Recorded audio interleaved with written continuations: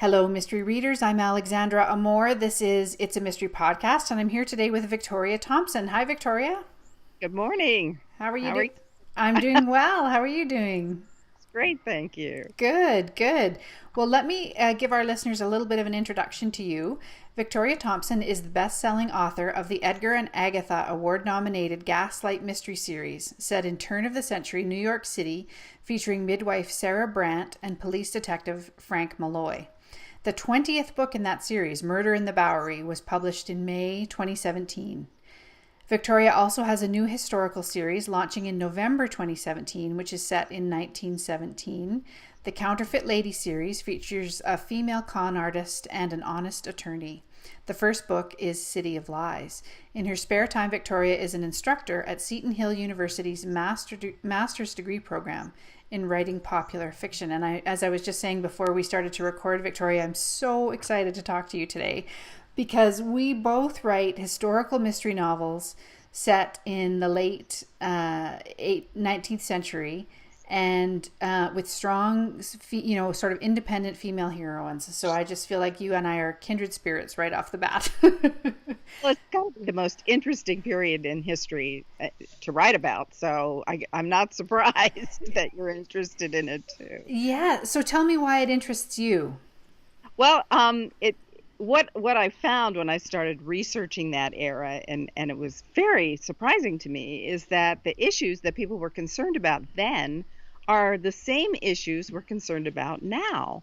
And really, the only thing that has changed in 100 years is the technology. I mean, people are still dealing with all kinds of social issues, the same exact things. They were concerned about finding Mr. Right, and how do you find Mr. Right in this crazy world? How do you deal with immigrants? How do you deal with women's rights?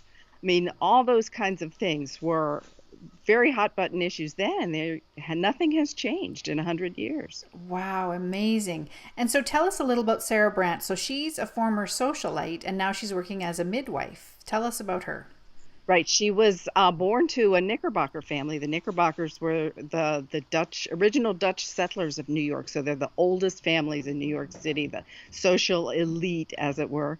And because of a family tragedy, she rebelled against her rich parents, married a doctor. And in those days, doctors were not wealthy and upper class. They were considered kind of middle class. And so she married way beneath her, and they didn't have any money, and she trained as a nurse and a midwife.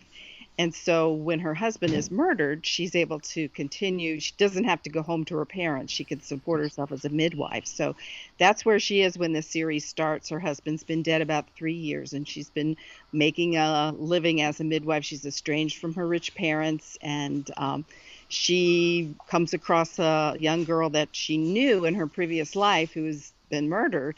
And the police detective is investigating the crime, is Frank Malloy. And of course, they hate each other on sight. It's a good book. That's what happens. And by the end of the first book, they have developed a grudging respect for each other. And as the series goes on, they fall in love. But because of the vast difference in their social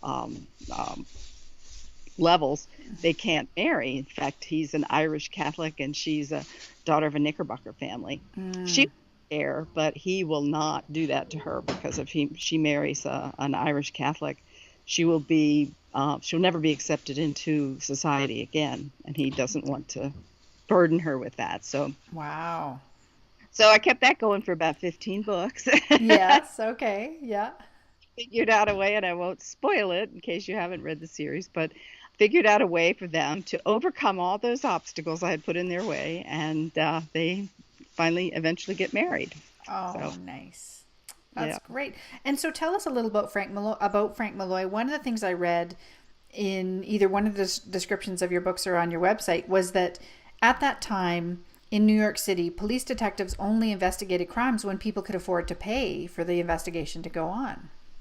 Yes, it was. I mean, they didn't make a lot of money, and there really was not much incentive for them to work really hard. So if there was a reward for solving the case, um, then they would make an extra effort to find out who actually did it. And I was in doing the research, I read about this that what would often happen if there was a robbery, for example, a warehouse was robbed of the goods that were being stored in it.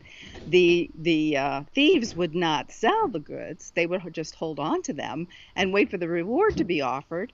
And the police would then find the goods, return them, collect their reward, and split it with the crooks. Oh my goodness. Yeah.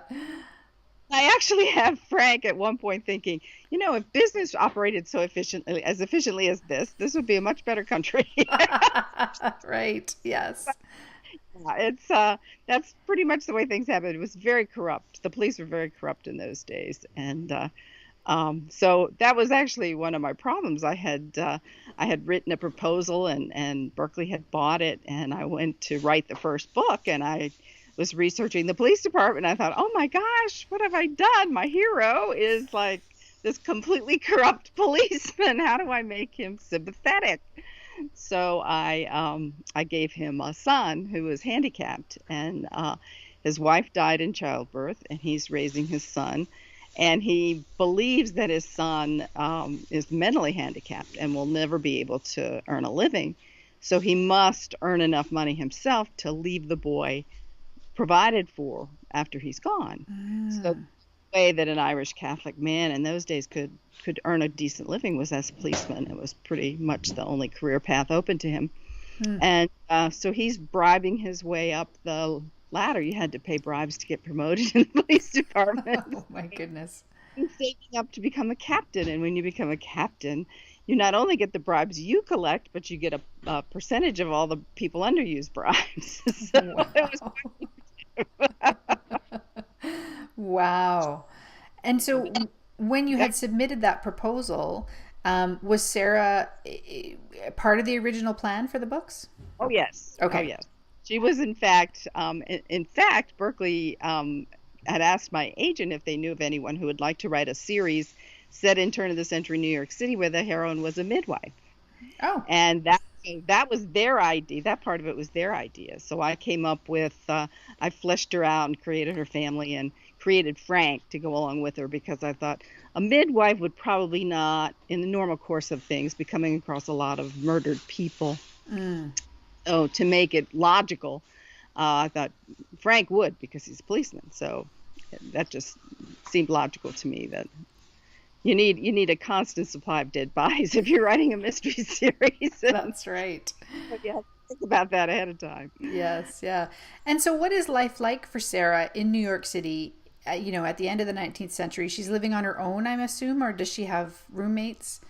Well, she lives in a house alone. She makes a pretty good living. She doesn't have any servants or anything like that. She just lives in a small house in Greenwich Village, actually, on Bank Street. And when she and Frank get married, they buy another house in the neighborhood, which is much larger, but they have to stay in the neighborhood because Sara has this very interesting next door neighbor, Mrs. Ellsworth, who plays a continuing role in the series. And I knew if I had to move away from Mrs. Ellsworth, my fans would rebel. So she has to still be around to stick her nose into their business all the time. So they're still in the same neighborhood. Oh, okay. And before she gets married, I'm just curious, is she safe? Like, she moves around the city on her own? She's okay to do that? Yeah, it's well, what will usually happen when she's called out at night, for example, to deliver a baby, they'll send a man to get her, so she'll have an escort to keep her safe. During the day, it was fairly safe in most neighborhoods, but if it was, she would have had someone come and get her, because she didn't have a telephone in those days. So she would have had someone come to fetch her and go back. Interesting. Okay. And what sort of things have you learned that really interested you about that period of time? Something that was surprising, or?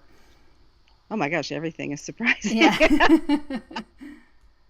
I think what I said in the beginning is how similar things were. I wrote the second book in the series is about dating. And that is the period of time when dating was like invented. Prior to that time, uh, people, young men and women, didn't go off by themselves together anywhere. And you would meet someone at church or at a social gathering, and if they were interested in you, they'd call at your house and they'd sit in the parlor with you and your parents. If you were lucky, you could go sit on the front porch in the swing by yourselves. You'd be right inside the door. So, I mean, you were never really alone. Young women were strictly watched. So the concept of a girl going out on her own with a man was really revolutionary and dangerous too, because the places they would meet, they would go to dance houses, and this was also the time in history when women started working outside the home for wages, which didn't happen before that. So these girls were working in factories, and they were earning their own money, but they were not earning enough money to really support themselves, because these girls, they weren't paid very much, because the owners said, well, the business owners were like, these girls don't have families to support. They don't need much money. Ideally, they would live at home and work and, pay room and board to their parents to help out the family. But a lot of times, if they were alone in the world, it was really hard to make to support yourself. And so and of course, being young girls, they wanted to go out and have fun. So they'd go to Coney Island, for example. But in order to pay for the trolley ride out to Coney Island, which was like a nickel, and admittance into the park, which is a dime, they would have to skip lunch all week or walk miles and miles to work instead of taking the trolley, because they they were that poor that they couldn't afford it. So young men, being wanting the company of young ladies, would treat them. They would pay for admittance to the park. They would buy them sodas and food, and that was unheard of prior to that period of time. So that was like so interesting to me, the way society evolved. And we don't think anything now. I mean, now dating is almost passé. Yeah, that's right. But especially among teenagers. But it's funny to see the evolution of dating, how it started. And so that was an interesting book to write, to explain how that all came about. But it was also dangerous, because some of these men forced themselves on the girls. They had no recourse, and then they couldn't tell anybody, because then their reputation would be ruined. So right, yeah, a really, really dangerous time. So you think of young women today going to bars, meeting people there. It's the same kind of thing, the same kind of danger. Wow. And yeah, so interesting. And so where do you do a lot of your research? Are you in the libraries, on the internet? In the olden days, I spent days and days in the library, or check out mountains of books. A lot of times they wouldn't let you take out the reference books, so you had to read them there. But yeah, but in the olden days, I had to do that. I remember one day I was like writing a book, and I came to the end, and I needed to know a specific kind of horse, and I know nothing about horses, so I jumped up, got in the car, drove to the library. I checked out a children's book on horses. It had like one page for each kind of horse. So I just read through till I found the attributes I wanted. But I don't have to do that anymore. No. Now, I published my first book in 1985, so there was no internet back then. But with the development of the internet, through the years, I've bought a lot of reference books, and I do have tons and tons of books. So sometimes if I need a reference, I just turn my chair around, reach over, and grab the book off the shelf. But even easier is I Google it. So yeah, there's so much on the internet now that and if the internet doesn't have the answer to my problem, I have a group of writer friends. I just send them a Facebook message and say, what do you know? Do you know anything about this or that? And someone always does. So, wow. And is that a group specifically for historical writers, or just a general? well, I have several groups. The Seton Hill, where I teach part-time, I teach writing there, and there's a whole group of alums and my fellow teachers, and we have a Facebook group, private Facebook. People are always posting questions, how long does it take a body to decompose? I mean, that kind of question. Yes, yes. So the other day I asked a question about amputating fingers.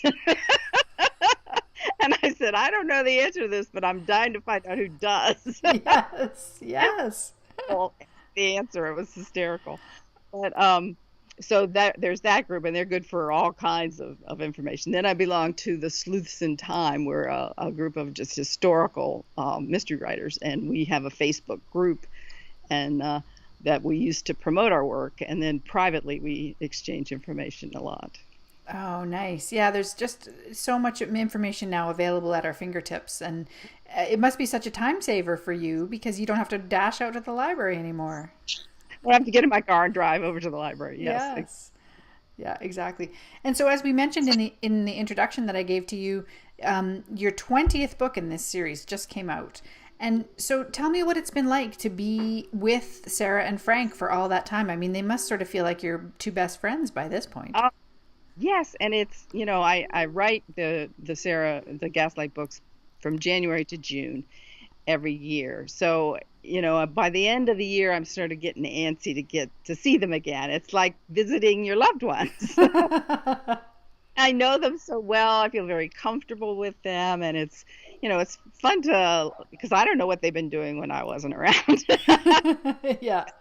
And they can tell me then when I see them again. Start writing the next book and find out, what were they doing and what happened? And it's just really a huge comfort level. But it's interesting. I sort of got not lazy exactly, but comfortable, so comfortable writing about them that when I started the new series, it was really hard. I didn't know these people at all. Yes. While to get to know them and to feel that same level of comfort with them. And it was that one reason you did it, to kind of stretch yourself in that way, or? I just wanted to write something else. Mm-hmm. I retired from my day job. That was one I had a full-time job, and so that limited my writing time, and so I could only do one book a year. But then I retired, and I had more time, and I had really been toying with this idea for, gosh, it's been 5 years probably. And I had the first book all plotted out and halfway written. And so when I retired, I thought, I'm going to do this. And so I finished the book, and my publisher was very happy to publish it, fortunately. Nice. And what did you discover about yourself as a writer starting a new series? Anything? Yes. This book, Frank and Sara there's a little humor in the Gaslight books, but not nearly as much, I don't think, as there is in this book. The heroine is, it's sort of reversed. In the Gaslight books, Frank is kind of the bad boy because he's the corrupt policeman, and she's the good girl from the rich family, blah, blah, blah. And in the new series, it's reversed. He is one of the old families, and he's from one of the old families and very respectable. He's an attorney, and he doesn't even like to lie. He's just he's just honest. And she is a con artist. Obviously, opposites attract in this case. But it's been a lot of fun to see them play off each other. And so if Frank and Sara were like this far apart, these folks are this far apart. Yeah. So I've had a lot of fun with the witty repartee between the two of them, which kind of surprised me. I give them credit, not me, because I'm just saying what they're saying. I'm just writing down what they say. But that was, I think, kind of surprising to me. Wow. And you're going to continue with that series? Yes. In fact, I just this morning signed a contract for the second book in the series. Oh. And I'm about halfway through writing that one. So, Yeah. So it's going to actually happen. Oh, shoot. My phone's ringing. Oh. That's okay. We'll just ignore it. Okay. What was I going to ask? Oh, so will you alternate now? So are you going to alternate between the Gaslight series and the new series? Yeah. Yes, the Gaslights will continue to come out in May, and the Counterfeit Lady books will come out in November. So yes, I'll be writing 2 books a year now. So. Oh, wow. But they'll be, I'll be writing 2 books a year. So it's not like you have to wait 2 years in between the Gaslights. You'll still be getting 1 a year of those. Yes. Oh, that's good. And I guess if you're retired now, you can spend more time writing. Right. Although, I'm wondering, how did I have time to work? Yeah. Like I have 8 hours extra every day, but I guess everybody who's retired says that. So I think it's one of those laws of nature that the work expands to fill the time available. Oh, absolutely. Yep. Just like junk in our basements, right? Exactly. Yeah. Several of your reviewers, I noticed, mentioned that Frank and Sara really evolve through the series. And of course it's been 20 books, so of course they would. And you mentioned already a couple of ways that's happened. One is their sort of increasing closeness, as they move along. And so would you say that they've evolved in other ways? Like, is Frank slightly less corrupt? Frank never really enjoyed being corrupt, but he didn't have any choice. Mm-hmm. And he knew that if he was going to take care of his son, he had to be a policeman, and was what was involved in being a policeman. And but as he got to know Sara, and his rough edges sort of got worn away. And he thinks about things differently than he did before he met her. He's more sympathetic, I think, to other people. He's kinder, so he's evolved. And Sara's, of course, she's no longer as naive as she used to be. She's seen the seamier sides of life, and so they have these very interesting conversations about that kind of thing. Yes, yeah. But see them grow. And with 20 books, how much time has passed? It's been about 3 years now. Oh, okay. Yeah, 20.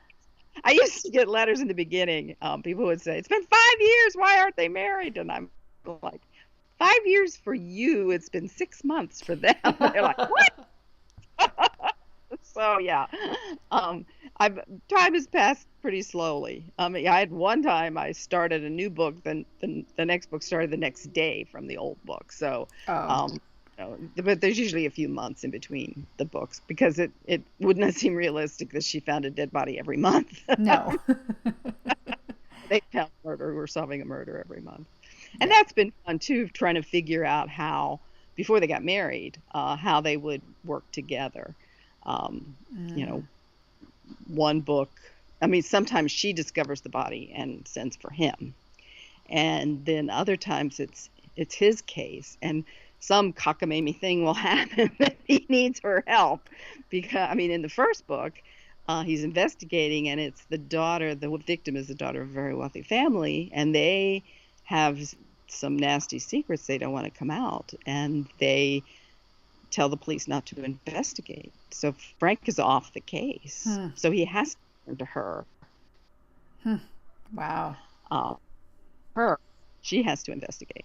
And then, in other cases, it's a wealthy, it's a wealthy family that's involved, and they don't want to talk to an Irish Catholic policeman. So he has to send Sara in to ask questions and talk to the servants or who, whatever. So it's been fun trying to figure out how to have them work a case together. She's an amateur. Yes. Yeah. Certainly not part of the police. No. Yeah, that is part of the fun. So one final question then before we go. I always think that the era that we're writing about is so interesting because there are so many new technological things that are coming about.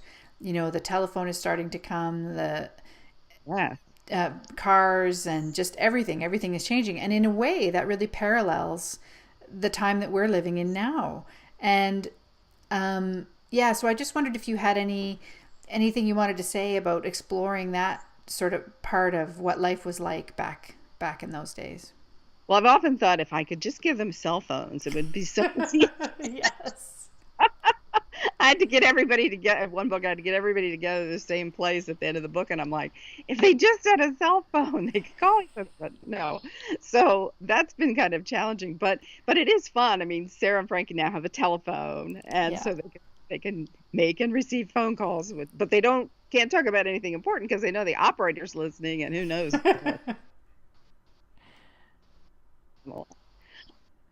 Things are absolutely right. It was, people were concerned about the same issues, and also technology is taking off in ways that changed their lives tremendously, in the same way that like the internet has changed our lives tremendously.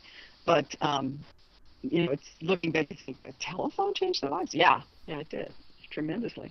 So and Frank is talking about getting an automobile. But he's afraid. He's actually afraid to drive it. So Oh, he doesn't want to admit that. So he's kind of hesitating. Sarah's really anxious though. She wants to drive one. So oh, and they were very in 18. I wasn't even sure there were automobiles in New York City at that time, but I found a video clip from 1899 where like automobile after automobile after automobile was driving down the street. I don't know if it was a parade or what, but I thought, okay, they were there. Just have yes. to find a little more about it. But yeah, it's I think I found it really interesting when you said that when somebody needed Sarah, they come to her door. So in other words, everybody knows where she lives. right. She has a sign out front. Oh, she has a sign up front. Okay. Yeah, yeah. So her home is almost like her office. It is actually. Her living room is her set up like a waiting, set up like a doctor's office kind of thing. And she does, people who come to her while they're pregnant, she'll give them checkups and follow their progress. But most of the time, it's just a total stranger knocks on her door in the middle of the night and says, "You have to come." Wow. So she does. So she does. Yes, Yeah. Call the midwife. exactly. Well, this has been amazing, Victoria. Thank you so much for talking to me today. So why don't you let our listeners know where they can find out more about you and your books? Well, you can go to my website, victoriathompson.com. It's pretty Mm-hmm. easy to find. I'm also on Facebook, Victoria Thompson Author. And I'm on Twitter, Gaslight VT. So Okay. those are my locations. Great. You just go to my website and you can find the Twitter and the Facebook on my website too. But I've got all the information about everything, the books are listed in order, or anything you could possibly want to know. Perfect. Great. Well, thank you so much again. I really enjoyed talking to you. Thank you. It's been a pleasure. Oh, my pleasure. Take care. Bye bye. Thanks. Bye bye.